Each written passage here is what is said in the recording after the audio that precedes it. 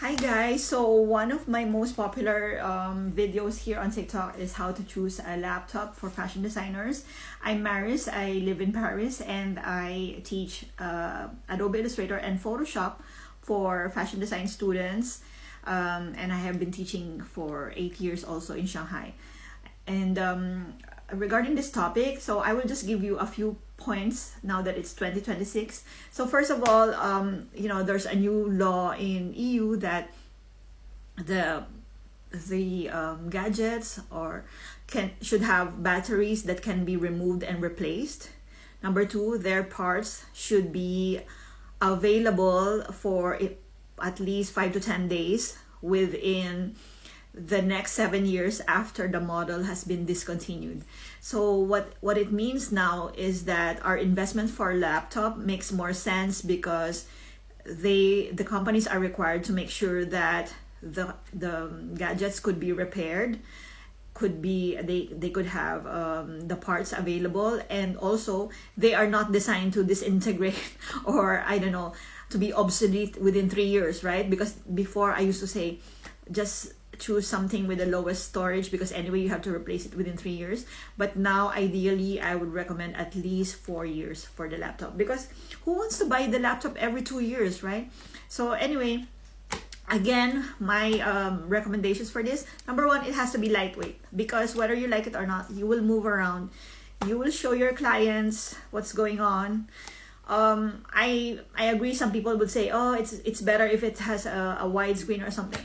No, it doesn't. It's just too big, and I don't want to carry anything larger than 13 to 14 inches. You know, the screen. If that's you, congratulations. But for me, I cannot. If it's too heavy, I will not bring it. Second, check the random access memory, because it's something that we couldn't expand later when you buy it. That's it.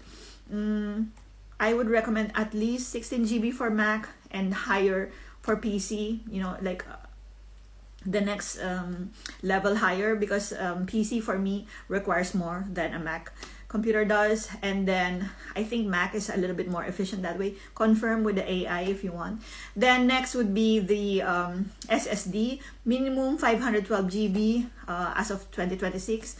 Why would I say that? Because the Photoshop scratch disk, they take a little bit of space from the hard drive when the RAM gets filled out, that kind of thing, and it could slow things down. You also need to consider, are you using this just for designing, like Illustrator and Photoshop, or are you also using this for video editing? Because for video editing, that requires another whole range of things. But I guess for a fashion design student, it's mostly basic editing. If you're a content creator, you think that you will edit more videos, get a level higher than what I have been recommending. Okay, so we have the RAM, we have the SSD. Which one to choose, PC or Mac?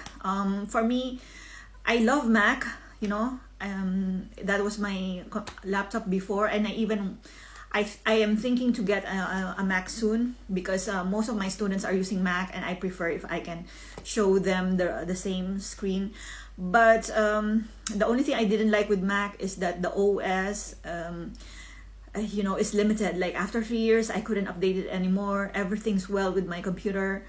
It's just I couldn't update it. I hope with the new EU rule, this would change. But that's one thing I didn't like about Mac.